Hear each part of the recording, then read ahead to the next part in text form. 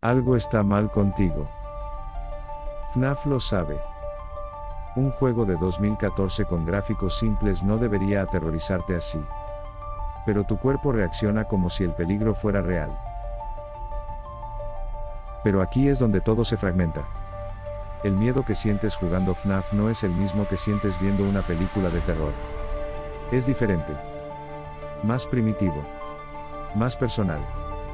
Los investigadores de psicología del horror llevan años estudiando por qué ciertos estímulos activan respuestas de pánico más intensas que otros. Y FNAF accidentalmente descubrió una fórmula que explota vulnerabilidades específicas de tu sistema nervioso. No es casualidad que millones de personas reporten la misma sensación, ese nudo en el estómago, esa necesidad de mirar sobre tu hombro, esa dificultad para dormir después de jugar. Scott Cawthon, sin saberlo, creó una máquina perfecta de terror psicológico. Y la primera pieza de ese rompecabezas tiene nombre, el Valle Inquietante. Pero lo que hace FNAF con ese concepto es algo que nadie más ha logrado replicar.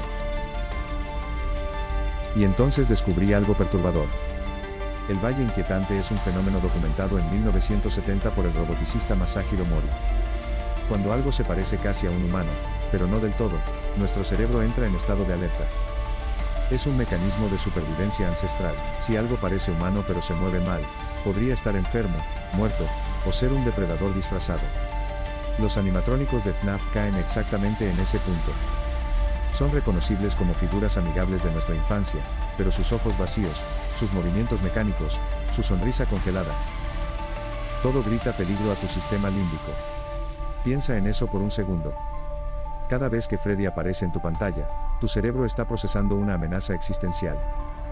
No un susto. Una amenaza. Si esto ya te está haciendo sentido, dale like para que sepa que sigo.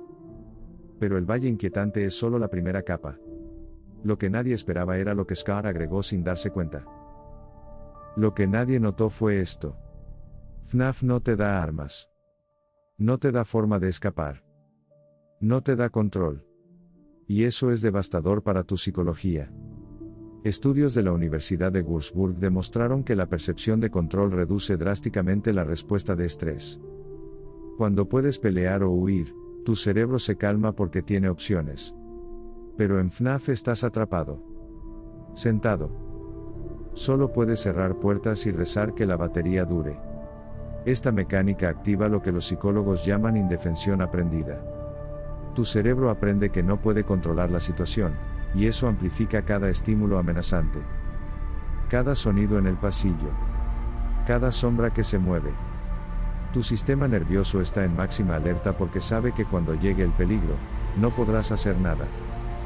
Déjame poner esto en perspectiva. Los juegos de terror tradicionales te dan un arma, una linterna, una forma de sentirte poderoso. FNAF te quita todo eso. Y ese vacío de poder es donde el verdadero terror germina. Pero hay un patrón más oscuro. ¿Recuerdas las pizzerías con animatrónicos de tu infancia? Chuck E. Cheese. Showbiz Pizza. Peter Piper. Para millones de nosotros, esos lugares fueron escenario de fiestas de cumpleaños, de tardes de sábado, de momentos que deberían ser felices. Pero también fueron lugares extraños. Luces parpadeantes. Ruidos mecánicos. Figuras enormes que se movían de formas perturbadoras mientras cantaban canciones alegres. FNAF no inventó el miedo a los animatrónicos. Lo desenterró. Scott Cawthon tomó un trauma colectivo latente y lo convirtió en jugabilidad. Cada vez que ves a Freddy, no solo ves un personaje de videojuego. Ves el eco distorsionado de memorias que tu cerebro nunca procesó correctamente. Memorias de cuando eras pequeño y algo en esos robots te hacía sentir incómodo sin saber por qué. Ahora lo sabes. Y eso nos lleva a la técnica más perturbadora que usa FNAF. Una que funciona incluso cuando no hay nada en pantalla. La realidad se fragmenta cuando entiendes esto. El silencio de FNAF es su arma más letal. En el 90% de los juegos de terror, la música te dice cuándo tener miedo. cuerdas tensas cuando el monstruo se acerca. Silencio cuando estás a salvo. Tu cerebro aprende el patrón y se relaja cuando la música para. FNAF destruye ese contrato. El silencio no significa seguridad. Significa que no sabes dónde están. Que podrían estar en cualquier parte. Que el siguiente segundo podría ser tu último. Este principio se llama incertidumbre predictiva, y es la base del terror más efectivo.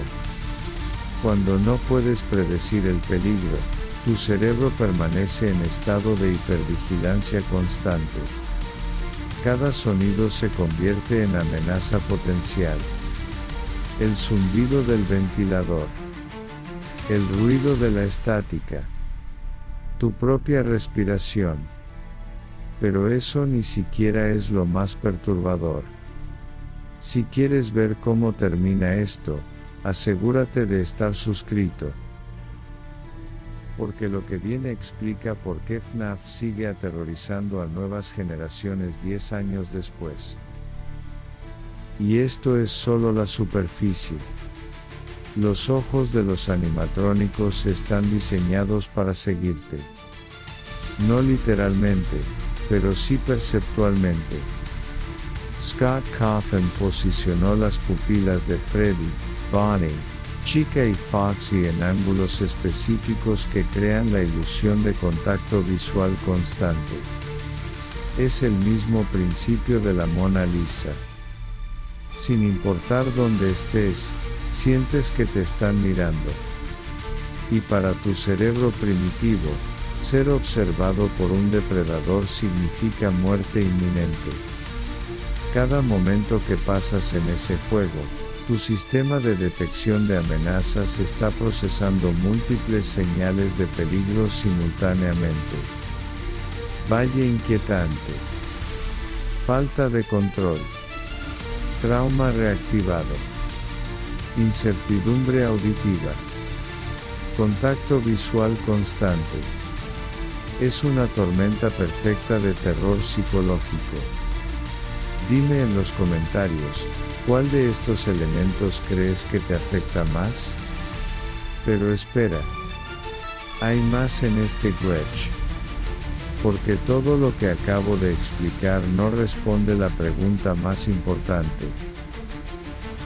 ¿Por qué este miedo específico se siente tan personal? Lo que encontré después desafía la lógica. FNAF funciona porque te pone en el rol de víctima de tu propia infancia. No eres un soldado. No eres un héroe.